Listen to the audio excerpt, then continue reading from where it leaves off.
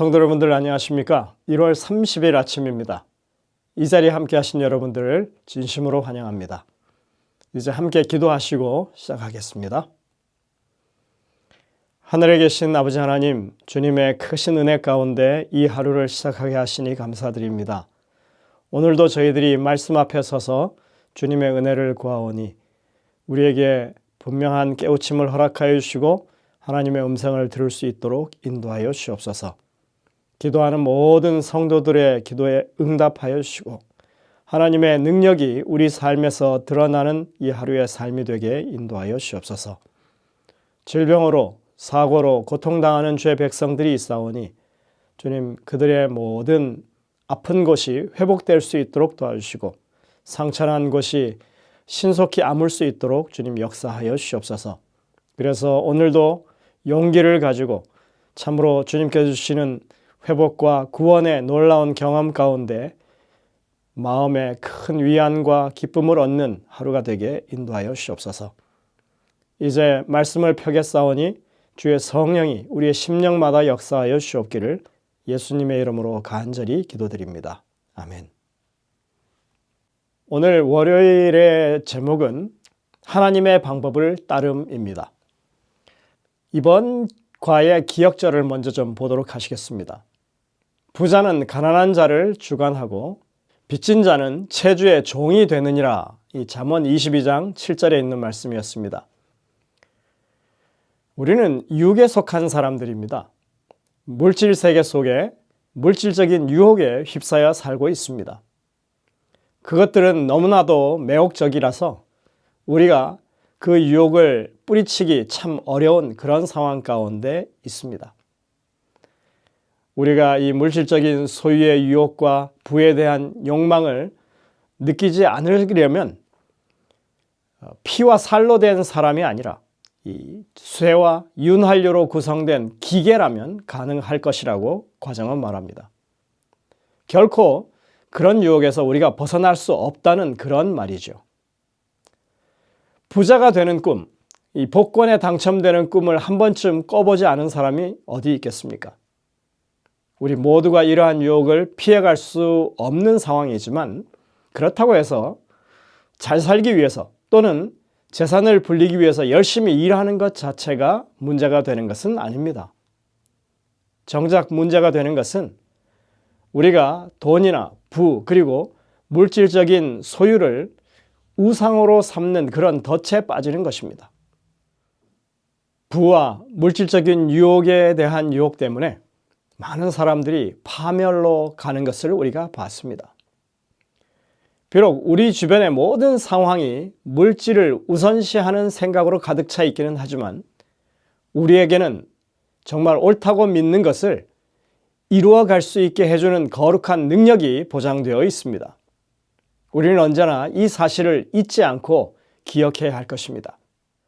마태복음 6장 24절과 요한 1서 2장 15절을 봉독하겠습니다. 다른 표현이긴 하지만 이 두 성경절에서 우리는 공통적인 주제를 발견할 수 있습니다.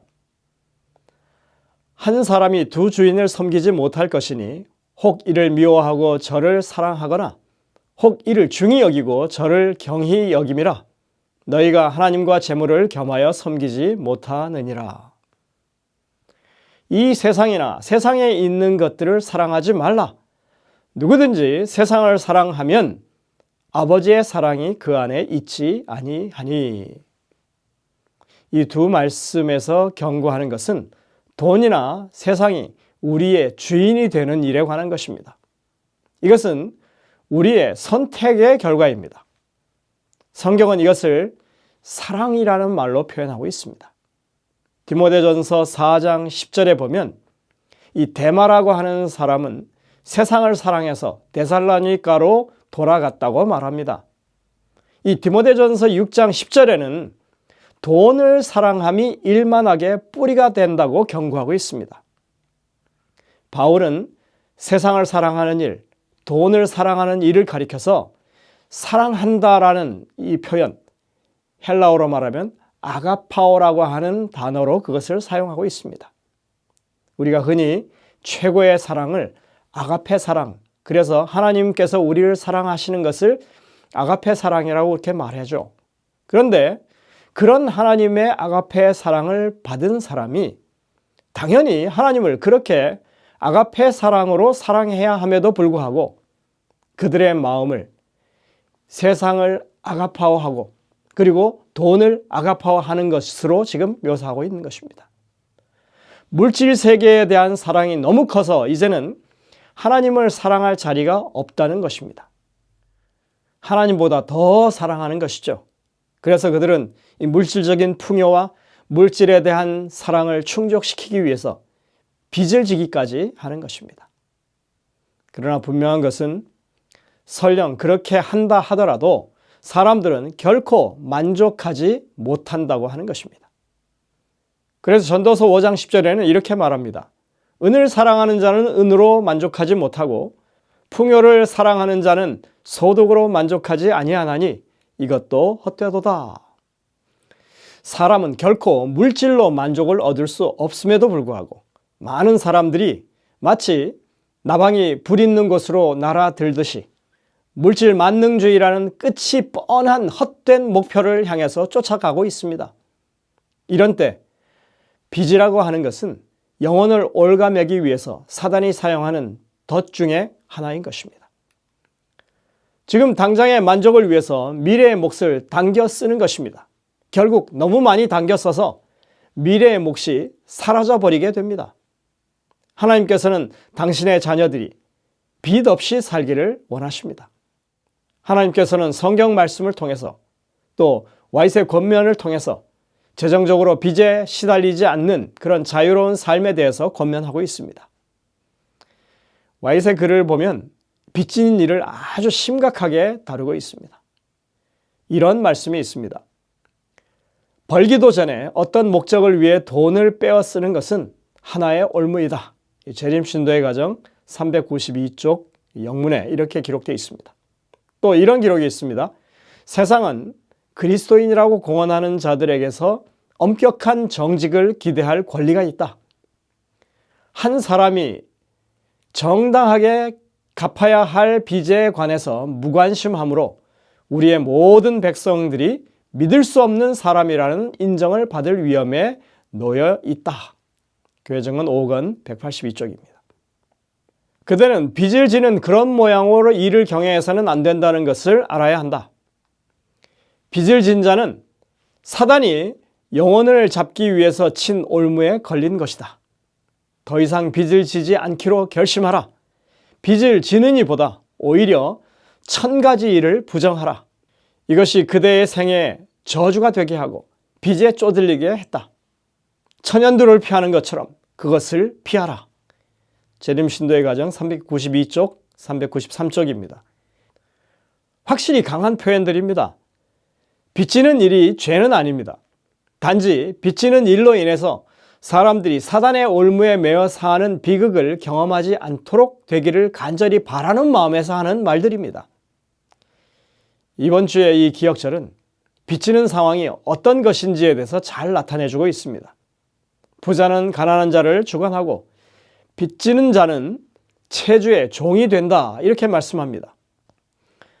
부자는 가난한 자를 주관한다고 하죠. 여기서 주관한다는 히브리 말은 마샬입니다. 영어의 마샬이 여기서 온 것 같습니다. 미국에서 마샬은 연방법원의 법집행관입니다. 사법경찰을 가르치죠. 법에 준해서 법집행을 하는 사람인 것입니다. 세상에서는 돈이 권력입니다. 가진 자는 그렇지 못한 자 위에 군림하는 것입니다. 빚진 자는 채주의 종이 된다는 이 말의 뜻이 바로 그런 것입니다. 이 말씀은 간단한 대꾸법을 통해서 동일한 내용을 지금 반복하고 있습니다.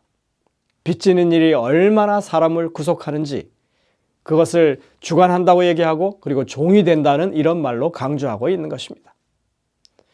창세기 1장에 보면 해가 낮을 주관하고 달이 밤을 주관한다고 말씀하고 있는데 이 동일한 단어가 쓰이고 있습니다. 낮과 밤에 있어서 해와 달은 절대적인 존재나 마찬가지죠. 이것이 하나의 비유적 표현이긴 하지만 돈 때문에 사람이 다른 사람 밑에 놓이게 되는 그런 일을 잘 설명하고 있는 것입니다. 우리는 가능하다면 빚의 올무에 빠지지 않도록 해야 합니다. 그렇게 살아갈 수 있도록 하나님의 지혜와 도우심을 구하시는 우리들이 되었으면 좋겠습니다. 영감의 교훈에 보면 이렇게 말합니다. 그대의 은혜의 기간이 오늘 끝이 난다면 그대 생애의 기록은 어떠하겠는가? 그대가 벌어놓은 돈은 한 푼이라도 갖고 갈 수 없다. 모든 불의한 행실의 저주가 그대를 뒤따를 것이다. 그대가 거래에 있어서 정확한 사람이라 해도 하나님께서 그대 앞에 제시하시는 거울을 통해서 본다면 결코 그 깨끗함이 자축할 만한 것이 못 된다. 탐심은 우상 숭배이다. 교회 증언 3권 250쪽입니다. 여러분들 이 말씀의 뜻이 무엇인지 분명히 알아야 합니다. 와이슨 지금 우리가 관심을 가져야 할 것은 재산을 정당하게 모았느냐에 관한 것이라기보다는 이 우리의 심령 가운데 탐심이라고 하는 우상이 존재하느냐가 더 중요하다고 지금 말하고 있는 것입니다. 우리가 이 땅에서 살아가는 동안 정직하고 깨끗하게 돈을 벌었다 하는 것으로는 만족하지 않다는 것입니다. 우리의 가진 것이 많건 적건 간에 우리의 마음속에 이기적인 탐욕이 자리 잡고 있느냐 아니냐가 가장 중요한 것이라고 와이슨 이야기하고 있습니다. 이 재림교회 기본 신조 21번째 청지기의 직분이라고 하는 항목에 보면 이렇게 말하고 있습니다. 우리는 그분과 우리의 동료 인간들을 위하여 성실하게 봉사하며 그분의 복음을 선포하고 그분의 교회를 유지하며 발전시키기 위해서 11조를 드리고 헌금을 바침으로써 하나님의 소유권을 인정한다. 청지기 직분은 자애로운 품성을 개발하고 이기심과 탐욕을 극복하도록 하기 위해서 하나님께서 우리에게 주신 특권이다. 하나님께서 우리에게 11조와 헌금을 드리라고 하시는 이유는 우리의 마음속에 깊숙이 자리 잡고 있는 탐심과 이기심을 극복하도록 마련해 주신 실제적인 경건의 훈련의 제도라고 말하고 있습니다. 하나님께 드리는 것이 오히려 우리에게 주어진 특권이라고 지금 말하는 것입니다. 사람이 가진 죄의 특성 가운데 돈에 대한 욕구만큼 강력한 것이 없다고 할 수 있습니다. 그러니 자칫 잘못하면 우리를 패망으로 이끌고 갈 탐심을 억제하도록 그런 의무를 부여해 주신 것은 우리에게 허락하신 특권이 아닐 수 없는 것입니다. 우리는 우리를 창조하시고 구원하신 하나님을 향한 찬양과 감사로 교회의 일원이 된 것입니다. 침례서약 9번째 항목에 보면 다음과 같은 질문이 있었죠. 그대는 교회의 조직을 시인하며 11금과 헌금과 개인적인 노력과 감화로서 하나님께 경배하고 교회를 돕기를 원하는가? 우리는 이 침례서약의 그 질문에 대해서 네라고 대답한 사람들입니다.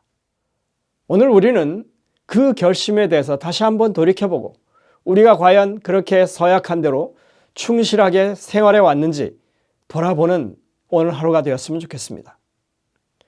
오늘 우리는 이 빚 문제를 통하여 우리 앞에 두 갈래 길이 있음을 봅니다. 하나는 인간의 이기심과 욕심을 따르는 삶을 살아가는 길. 또 하나의 길은 하나님 앞에 성실한 청지기로서 이기심과 탐심을 억제하는 실제적인 방법을 실천하며 살아가는 길. 이 둘 중에 하나를 우리가 선택해야 하는 것입니다. 전자는 결국 사단의 올무에 빠져 패망하는 길이고 후자는 하나님의 선하신 인도하심을 쫓아가는 길입니다. 여러분들 선택하시게 되시길 바랍니다. 시편 50편 14절 15절에는 이렇게 노래합니다. 감사로 하나님께 제사를 드리며 지존하신 이에게 내 서원을 갚으며 환난 날에 나를 부르라. 내가 너를 건지리니 내가 너를 영화롭게 하리라. 여러분들 이 약속은 우리가 침례받을 때 하나님의 사업을 위해서 우리가 그렇게 헌신하겠습니다 했던 그 약속을 성실히 이행하는 사람들에게 주어진 약속입니다. 돈이 지배하는 세상입니다. 탐욕과 이기심이 유리한 세상입니다. 이런 세상에서 정직과 성실로 헌신과 믿음으로 사는 모든 주의 백성들에게 하나님의 보호하심의 강력한 성벽이 둘러 진쳐져 있다고 하는 것을 확신하는 오늘 하루의 삶이 되시기를 간절히 바라면서 말씀을 드리겠습니다. 기도하시겠습니다. 하늘에 계신 아버지 하나님, 우리가 이 험한 세상에서, 죄악이 판치는 세상에서 하나님의 백성으로 산다고 하는 것은 하나님의 방법을 따를 때에만 가능하다고 하는 것을 분명하게 깨우쳐 주시니 감사드립니다. 우리가 어떤 형편에 있든지 하나님의 백성답게 하나님의 명령에 순종하며 살기로 결심하게 인도하여 주옵소서. 그래서 하나님이 우리 안에 역사하셔서 그 약속들이 이루어지는 경험을 이 하루에 할 수 있도록 인도하여 주옵기를 예수님의 이름으로 간절히 기도드립니다. 아멘. 네, 여러분들 오늘도 주신 말씀들을 깊이 묵상하면서 주님의 음성을 듣게 되시기를 바랍니다. 이제 여러분들의 개인의 기도 시간을 갖도록 하겠습니다. 저희들은 내일 다시 뵙겠습니다.